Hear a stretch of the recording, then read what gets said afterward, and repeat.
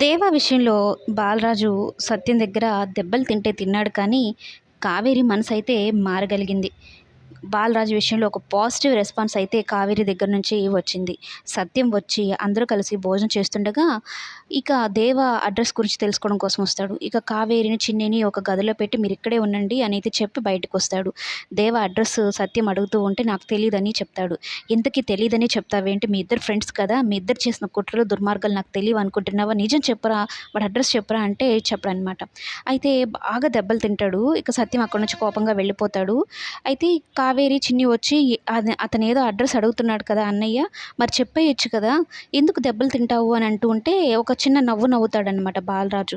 దెబ్బలు తిని నవ్వుతావేంటి అని అయితే కావేరి అడిగితే, గంగి గోవు లాంటి మనుషులకు మృగాలుండే చోటు చెప్పమంటే ఎలా చెప్తాను అని చెప్పడంతో కావేరి అర్థం చేసుకుంటుంది.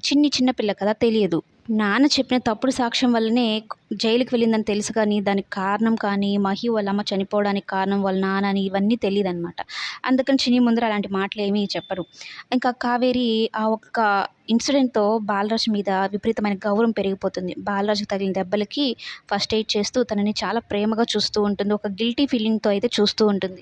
మా విషయంలో పూర్తిగా మారిన మనిషిని నువ్వు మారలేదు, దుర్మార్గుడు, నీచుడు అని చెప్పి తిట్టానన్నట్టు బాధపడుతూ ఉంటుంది. ఇక మీదట బాలరాజు విషయంలో అయితే కొంచెం పాజిటివ్ వచ్చింది కాబట్టి బాలరాజుతో ప్రేమగా ఉండే అవకాశాలైతే ఎక్కువున్నాయి చిన్ని కోరుకున్న విధంగా.